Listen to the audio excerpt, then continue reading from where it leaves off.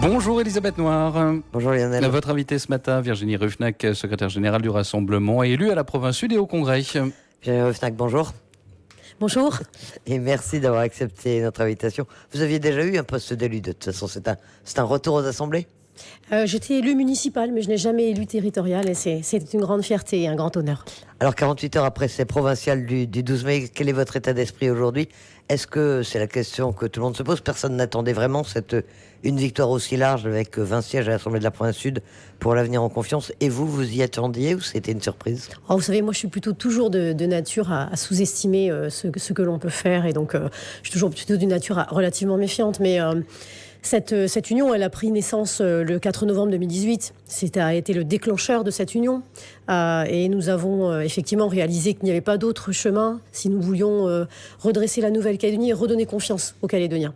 Alors, vous me demandez dans quel état d'esprit nous sommes. Je crois qu'après la phase de grande gaieté, presque d'euphorie de ce dimanche, où les Calédoniens nous ont donné un tel mandat avec tant de confiance, il y a le poids des responsabilités qui arrive désormais avec d'abord l'absolue nécessité d'honorer nos engagements vis-à-vis des Calédoniens.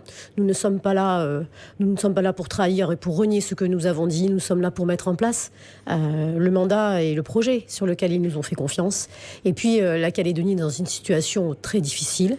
Et nous avons conscience qu'il faut absolument, et c'est pour ça la source et la raison d'être même de cette union, c'est de redonner confiance aux Calédoniens et de redresser la Nouvelle-Calédonie dans cette situation difficile en assurant la souveraineté française sur la Nouvelle-Calédonie, notre appartenance à la France dans les 5 années à venir. Alors personne n'avait prévu une victoire aussi large à l'Assemblée de la province sud. Personne n'avait non plus prévu un tel effondrement de Calédonie ensemble. Vous l'interprétez comment ? Plusieurs paramètres sont en jeu. D'abord, effectivement, un certain nombre de décisions ces dernières années qui ont été prises et qui ont mis à mal le fonctionnement et la prospérité même de la Nouvelle-Calédonie. Sans doute des positions parfois ambiguës. Vous savez, je crois aujourd'hui que nous avons clarifié l'avenir en confiance, le paysage politique calédonien. C'est-à-dire, notre histoire est marquée par des indépendantistes, des non-indépendantistes. Il y avait 2 blocs en Calédonie avec le RPCR. Il y a rarement eu de place pour une 3e voie. Une voie qui faisait le go-in-between entre les indépendantistes et les non-indépendantistes. Nous sommes une liste, l'avenir en confiance, avec ces 3 mouvements politiques résolument non-indépendantistes. J'ai entendu dire par-ci et par-là que nous pouvions être radicaux. Non, ça n'est pas le cas. Nous sommes déterminés, effectivement, sur nos convictions, résolument non-indépendantistes, mais nous sommes évidemment intégrés dans cet esprit de dialogue, puisque vous savez, moi j'appartiens au Rassemblement qui a signé les accords, et d'ailleurs l'ensemble des leaders d'une nouvelle génération dont nous sommes partis, avec Sonia Baquès, Thierry Santa, Gilles Brial, Philippe Blaise, Christopher Gizès et d'autres, nous provenons tous du RPCR à l'origine, donc nous sommes ancrés dans cet esprit de dialogue qui a fait qu'il y a eu des accords, mais aujourd'hui dans une phase plus déterminée, 30 ans se sont passés et une nouvelle page va s'ouvrir. Et pas de radicalité donc, puisque c'est le reproche effectivement qui vous est fait notamment par Philippe Gomez. Non, si la radicalité, c'est faire l'autruche et ne pas voir les problèmes que la Calédonie connaît aujourd'hui, alors peut-être sommes-nous des radicaux. Nous voulons regarder ces problèmes en face et trouver les solutions qui vont nous permettre de résoudre ces problèmes. Vous savez, c'est d'ailleurs tout l'objet de la proposition que Sonia Baquès a faite lors de notre dernier meeting avant les élections pour dire que nous souhaitons un espace de dialogue régulier avec l'ensemble des responsables politiques, dont les indépendantistes, pour travailler sur nos problèmes de vie quotidienne. Nous avons des problèmes, on a une jeunesse extraordinaire et qui réussit en Calédonie. Mais on a une petite partie de la jeunesse qui est problématique et qu'il faut traiter, à laquelle il faut trouver des solutions. Nous avons des problèmes d'addiction, nous avons des problèmes dans tous les domaines. Il faut trouver des solutions à ces problèmes et ce n'est qu'ensemble, avec les indépendantistes, que nous allons réussir effectivement à trouver des solutions. Alors dans un premier temps, à la province sud, 20 sièges sur 40, c'est pas la majorité absolue, mais tout de même, ça va vous permettre de mettre en place votre programme ? Oui, ça n'était pas arrivé depuis très très longtemps, d'avoir la moitié des sièges pour une seule liste. Donc comme je vous le disais, c'est un mandat vraiment franc et massif. Bien sûr, nous espérons que ça va nous permettre de mettre en place notre projet, mais sans ostracisme, nous ne sommes pas repliés sur nous-mêmes.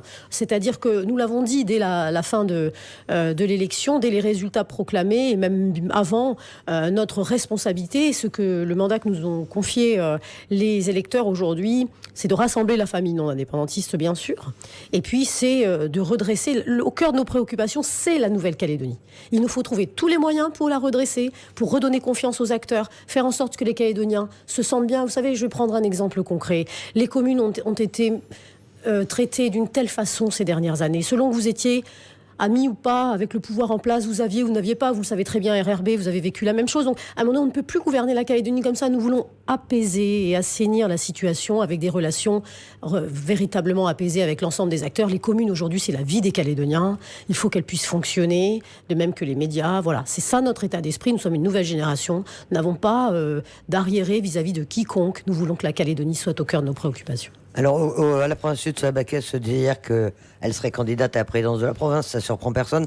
Mais au Congrès, ça va se passer comment ? 18 sièges sur 54, c'est pas une majorité là. Alors, comment est-ce que vous voyez les choses ? Comment est-ce que vous allez gouverner ? Et qui a vocation à être président du Congrès ? Est-ce que c'est déjà prévu ou est-ce que c'est trop tôt ? Le travail que nous menons actuellement, et notamment les discussions que nous avons ouvertes avec les deux autres mouvements non indépendantistes qui siègent aujourd'hui au Congrès, vous le savez, Calédonie Ensemble et puis l'Éveil océanien, ce sont des discussions de façon à assurer la stabilité des institutions.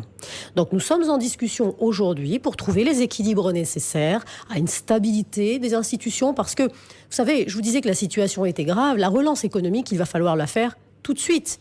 Il va falloir prendre des mesures de manière à effectivement relancer l'économie, redonner confiance aux investisseurs et aux acteurs et aux Calédoniens en général. Donc tout ça, il faut que ça se mette en place. Et pour le faire, nous sommes dans le dialogue, dans la discussion à ce stade.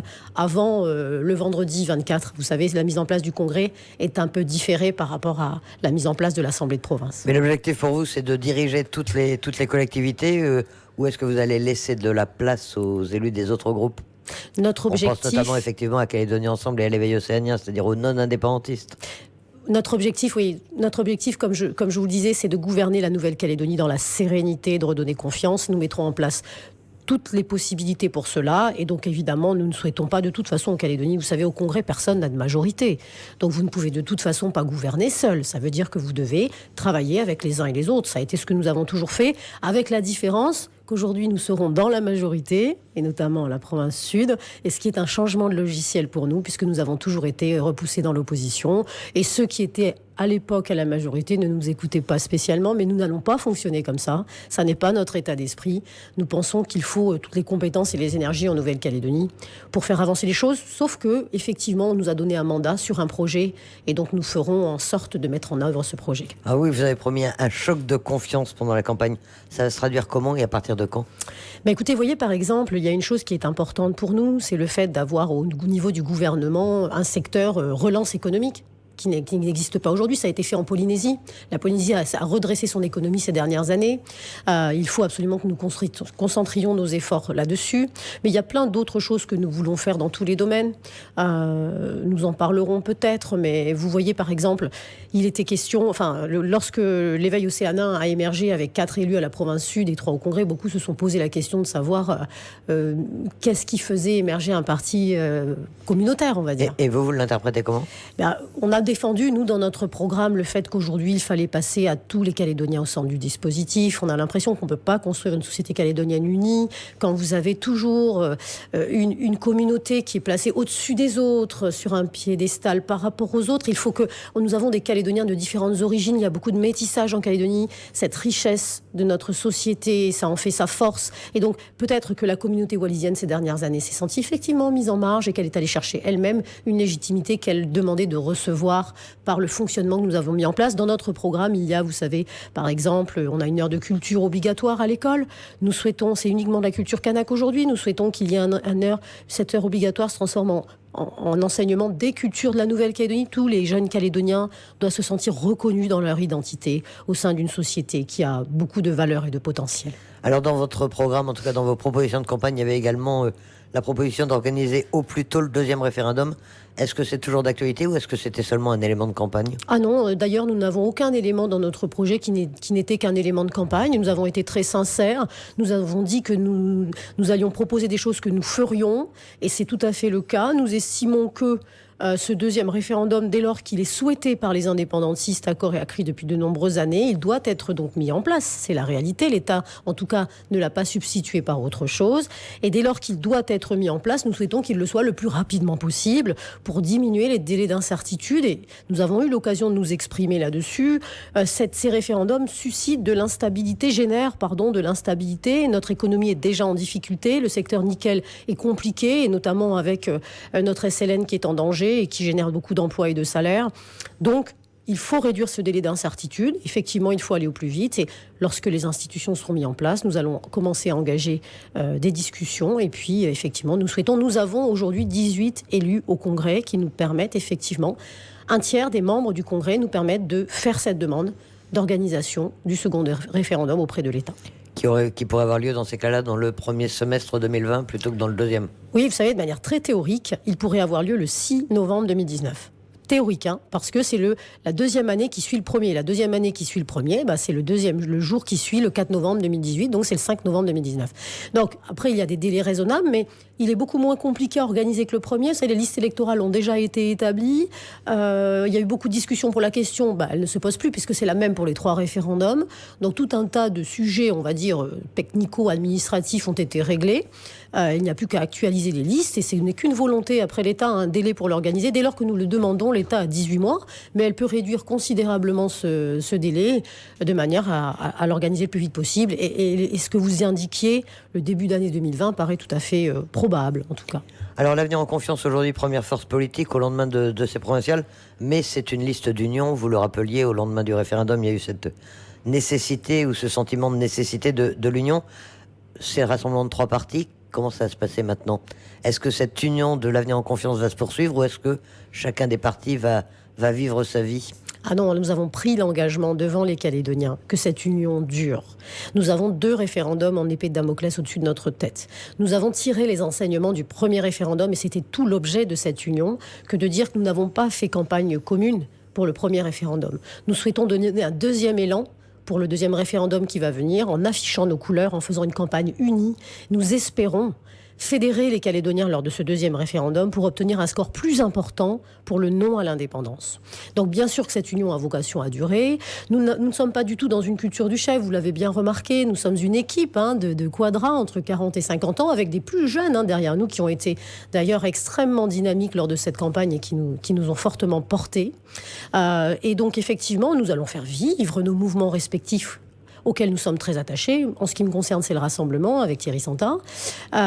Pour Sonia Baquès, les Républicains calédoniens, Philippe Blaise et Christopher Gigès. Et puis Gilles Brial, Isabelle Chamorro, le Mouvement populaire calédonien. Nous allons faire vivre nos mouvements, mais cette union nous lie et nous engage. Nous avons pris cet engagement devant les Calédoniens et nous sommes des personnes qui sommes fidèles à nos engagements et aux engagements que nous avons pris. C'est important pour la Nouvelle-Calédonie que nous tenions notre promesse. Virginie Ruffnack, secrétaire générale du Rassemblement, donc élue à la Pointe Sud et au Congrès sur la liste L'Avenir en confiance. Merci d'avoir accepté notre invitation. Merci beaucoup.